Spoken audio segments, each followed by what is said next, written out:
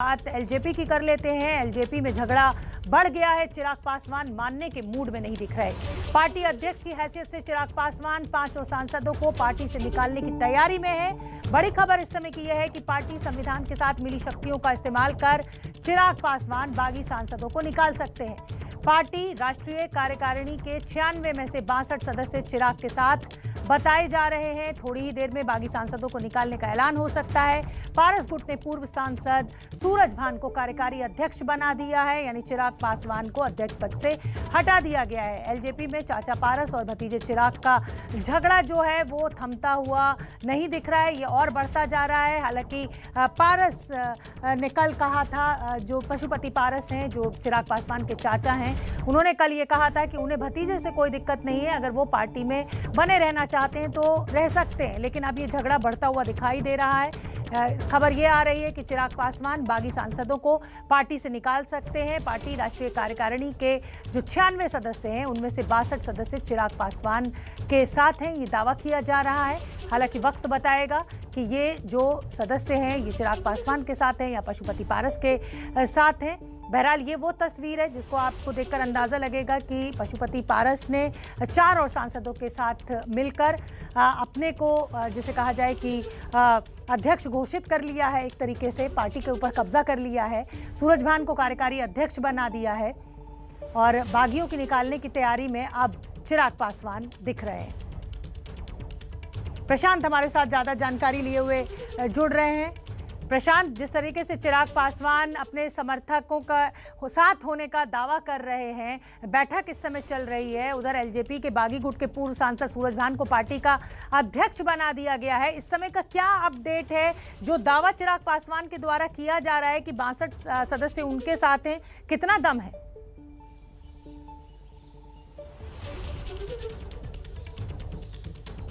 ये देखिए शोभना, ये सारी बातें अब जिसको हम बोलते हैं कि कानूनी और टेक्निकल पेच में फंसने जा रही है।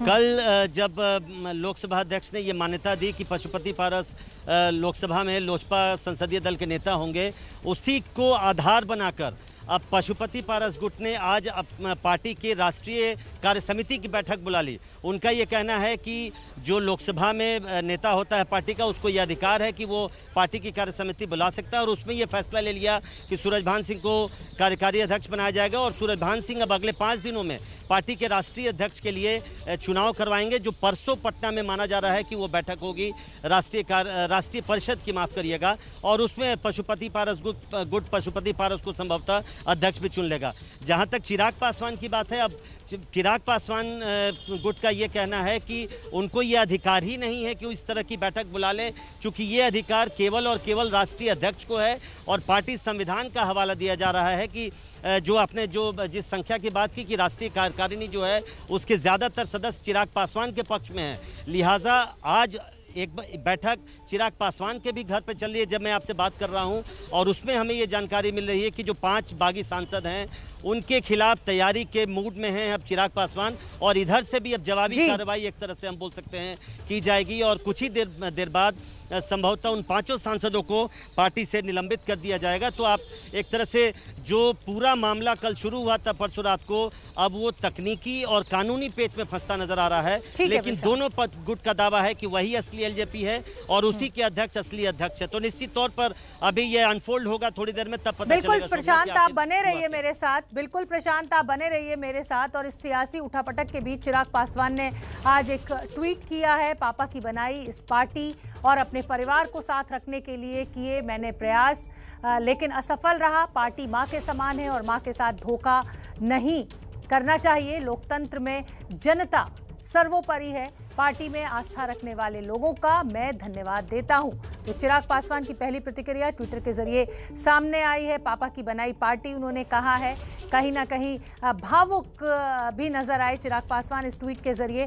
प्रशांत, मेरे सहयोगी मेरे साथ लगातार बने हुए हैं। प्रशांत, चाहे हम कितना भी कहें कि ये जो कानूनी प्रक्रिया में फंस सकती है, टेक्निकलिटीज़ की दिक्कत है, लेकिन कहीं ना कहीं ये महत्वाकांक्षा की लड़ाई है। हमें उस काडर के विषय में भी सोचना होगा, क्योंकि आज मैं लगातार सोशल मीडिया पर जब देख रही हूँ तो जो कार्यकर्ता हैं वो ये कह रहे हैं कि रामविलास पासवान के साथ धोखा हुआ है और वो नजर आ रहे हैं खड़े हुए चिराग पासवान के साथ। ऐसे में ये जो लड़ाई है सिर्फ महत्वाकांक्षा की ज्यादा दिखाई दे रही है, पार्टी पर कब्जा करने की।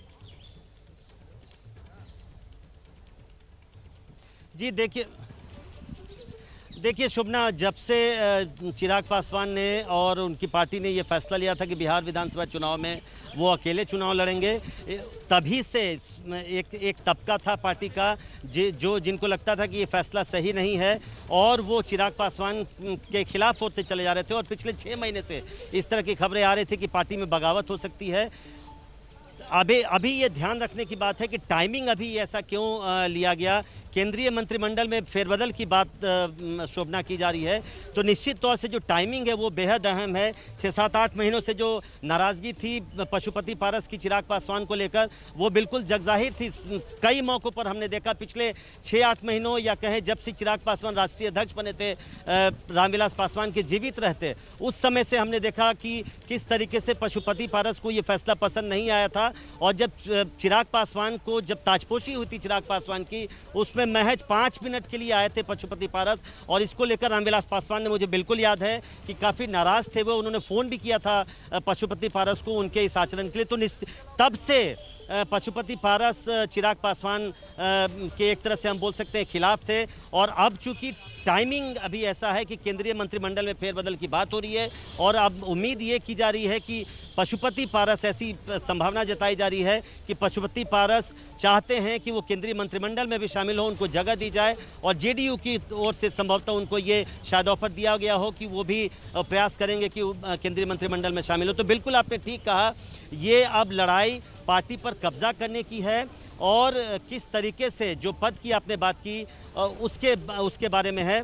और सोशल मीडिया ही नहीं, कई चैनलों से हमें ये खबर आ रही है कि जो पार्टी का जो तबका है, यहाँ पर भी हम लोग सुबह से हैं चिराग पासवान के घर पर, कई कार्यकर्ता आए और उन्होंने कहा कि वो चिराग पासवान के साथ हैं, क्योंकि रामविलास पासवान जो इनके पिता हैं, बिल्कुल प्रशांत, आप नजर बना के रखिए इस समय जो गहमा गहमी चल रही है, चाहे वो चिराग के घर चल रही हो, चाहे पशुपति पारस के घर पर चल रही हो, आप नजर बना के रखिए। जैसे ही कोई अपडेट होगा मैं फिर आपका रुख करूंगी। और आगे बढ़ते हैं, बात दिल्ली की कर लेते हैं। दिल्ली से सटे फरीदाबाद की, माफ कीजिए, दिल्ली से सटे फरीदाबाद के अरावली पर्वत के जंगलों पर बसा खोरी गांव, उसकी बात करेंगे। पिछले कुछ सालों में देखते ही देखते भूमाफिया की सांठगांठ से यहाँ पर एक बड़ी कॉलोनी बन गई है। करीब 10,000 से ज्यादा इस कॉलोनी में मकान हैं, जिन्हें अब सुप्रीम कोर्ट के आदेश के बाद तोड़े जाना है। जमीन वन विभाग के अंदर आती है। पिछले 1 हफ्ते से प्रशासन ये मुनादी कर रहा है कि लोग अपने घरों को खाली कर दें, और जिसके बाद से ही यहाँ के लोगों की नींद उड़ी हुई है। 3 हफ्ते में इस जमीन को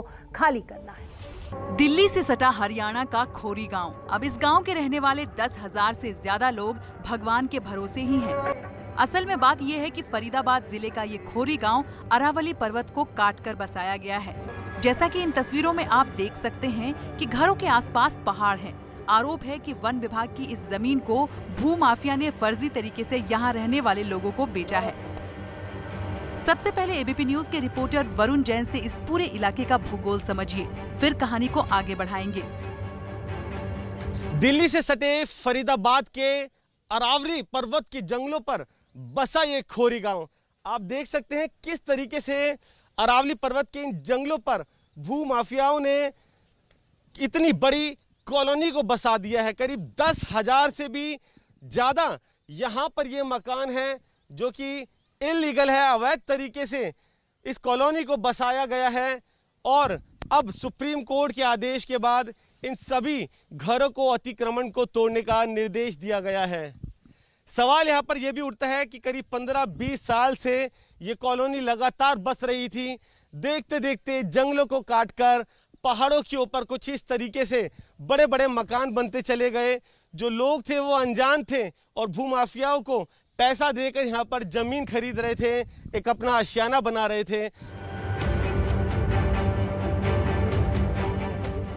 करीब 20-25 सालों से लोग यहाँ रह रहे हैं, लेकिन अब सुप्रीम कोर्ट के आदेश के बाद इन्हें घर खाली करना पड़ेगा। घर आप देख रहे हैं, ये जिस जमीन पर बने हैं ये अरावली जंगल की जमीन है और कोर्ट ने ये आदेश दिया है कि जो ये अतिक्रमण है उसको हटाया जाए। करीब 10,000 यहाँ पर मकान हैं जिनको तोड़ा जाना है और सुप्रीम कोर्ट के आदेश के बाद जो प्रशासन है वो लगातार यहाँ पर पहुंचकर लोगों को समझा रहे हैं कि जो जगह है वो खाली कर दे। कितने का खरीदा था? 4 लाख के। आप तो क्या कुछ रजिस्ट्री हुई थी, क्या हुआ था? कुछ नहीं हुआ, से 10 आदमी में साइन करके कागज बना दिया है। तो आपको पता नहीं था कि इस तरीके से अवैध है? पता था, लेकिन कह रहे सब कि हमको 20 साल से रह रहे हैं, कोई कह रहा हमें 25 साल से रह रहे हैं। हम भी रह रहेंगे तो अदाय हो जाएगा, किराए से मुक्ति हो जाएगी। आप जी कब खरीदा था आप लोगों ने मकान यहाँ पर? कब से रह रहे हैं? 14 में लिया था सर। अब क्या आदेश आया है? अब आदेश आया कि ये वन विभाग की जगह खाली करो। अब सबसे ज्यादा परेशानी हो रही है हमको कि यहाँ पर हम कहाँ जाएं, कैसे जाएं। कुछ इस तरीके से जो माफिया है उन्होंने यहाँ पर कुछ इस तरीके की साठगांठ करी कि धीरे धीरे कर एक बहुत बड़ी कॉलोनी बन गई, जहाँ पर करीब 10,000 से ज्यादा ये मकान है। आप देखिए कितने ऊंचे बड़े रिहायशी मकान बन चुके हैं। सवाल ये है कि सालों से लोग यहाँ रह रहे हैं, लेकिन जब ये गांव बस रहा था तब प्रशासन की नजर क्यों नहीं पड़ी? सवाल तो ये है कि क्या बिना स्थानीय प्रशासन के मिलीभगत के ये सब संभव है? वन विभाग की जमीन हम लोगों को पहले बताया नहीं गया था, क्योंकि हम लोगों ने जमीन किसी से फ्री में नहीं लिए, पैसे देकर के खरीदे हैं। 5,000 रुपये गज, 4,000 रुपये गज ऐसे देकर के लोग बाग खरीदे, कुछ तो 2,000 रुपये गज भी लेकर के खरीदे हैं। लेकिन फिर भी किसी तरह का कोई भी मूल सुविधा यहाँ उपलब्ध नहीं हुई। हम लोगों ने हर जगह जाकर अपने जनप्रतिनिधि के पास जाकर के रिक्वेस्ट किया उनसे कि सर हम लोग को कम से कम बिजली पानी दिया जाए। लेकिन बिजली पानी तो दूर, कम से कम अब तो हम लोग के सर से छत ही छीना जा रहा है। एबीपी न्यूज की टीम को बातचीत में पता चला कि यहाँ देश के अलग अलग इलाकों से आए मजदूर और कम आय वाले लोग रहते हैं। एक एक पैसा जोड़कर लोगों ने जमीन खरीदी और घर बनाया था, और अब पता चला है इसमें तो घोटाला है। अब रात भर हम लोग परेशान रहते, सामान सब निकाल के बाहर डाला हुआ है, पीछे डाला हुआ है, सब इसी चक्कर में कि कैसे यो घर का बेच बाच के जैसे यहाँ पर हम लोग बुढ़ापे में झटका सारा होता, लेकिन अब कुछ नहीं हो रहा, बहुत परेशान है। प्रधानमंत्री जी बोल रहे हैं कि इस तरीके से सब बात है, और जहाँ झुकी हमारा मकान देंगे तो कम से कम हमारा घर तो नहीं छीना जाए। फिलहाल पुलिस की कमी के चलते घर खाली कराने की कार्रवाई टाल दी गई है, लेकिन सवाल ये है कि 10,000 से ज्यादा की आबादी वाले इस गांव के लोग जाएंगे तो कहां जाएंगे? समय की बड़ी खबर आपको बता दें, एलजेपी का जो विवाद है वो बढ़ता जा रहा है।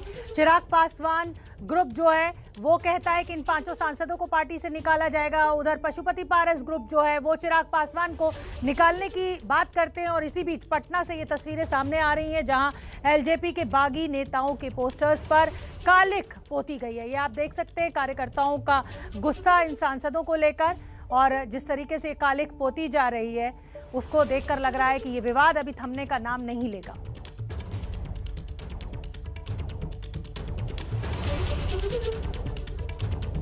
आगे बढ़ते हैं अगली खबर पंजाब से। पंजाब के पटियाला में बेरोजगारों पर पुलिस ने लाठीचार्ज किया है। ये लोग नौकरी की मांग मुख्यमंत्री अमरिंदर सिंह के पुश्तैनी घर का घेराव करने जा रहे थे। पुलिस ने लाठीचार्ज किया, जिसमें कई महिलाएं बेहोश हुई। करीब 150 प्रदर्शनकारियों को पुलिस ने हिरासत में लिया है। तो आप देख सकते हैं कैप्टन अमरिंदर सिंह की मुश्किलें लगातार बढ़ती जा रही हैं। एक तरफ उनके खिलाफ अकाली दल ने मोर्चा खोला हुआ है, उनका धरना प्रदर्शन, और इधर ये बेरोजगारों के ऊपर लाठीचार्ज कर पुलिस ने एक मुसीबत में ली।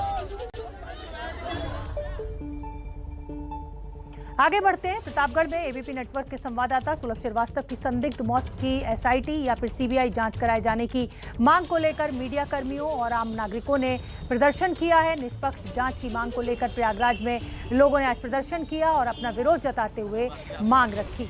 परिवार को प्रतापगढ़ की पुलिस पर भरोसा नहीं है और इसीलिए मीडिया संगठनों ने श्रीवास्तव की संदिग्ध मौत की जांच एसआईटी या फिर सीबीआई से कराए जाने की मांग की है। मीडिया संगठनों ने परिवार को आर्थिक मदद देने और पत्नी को सरकारी नौकरी दिए जाने की भी मांग की है।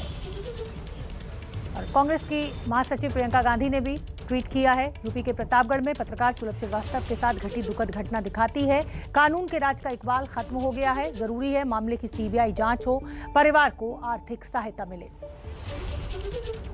और बीएसपी सुप्रीमो मायावती ने भी ट्वीट किया इस पूरे मामले को लेकर। उत्तर प्रदेश में शराब माफियों का आतंक किसी से भी छिपा हुआ नहीं है, जिनके काले कारनामों को उजागर करने पर ताजा घटना में प्रतापगढ़ जिले के टीवी पत्रकार की नृशंस हत्या अति दुखद। सरकार घटना की अविलंब, निष्पक्ष व विश्वसनीय जांच कराकर दोषियों को सख्त सजा सुनिश्चित करे। माना यह जा रहा है कि बाघ वाल्मीकि नगर जंगल या नेपाल से भटककर पकड़ी दयाल पहुंचा होगा। फिलहाल पटना और वाल्मीकि नगर जंगल में फॉरेस्ट डिपार्टमेंट की टीम का इंतजार किया जा रहा है ताकि इस बाघ को पकड़ा जा सके।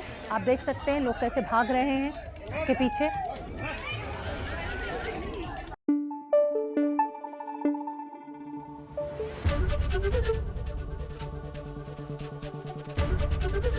एबीपी न्यूज आपको रखे आगे।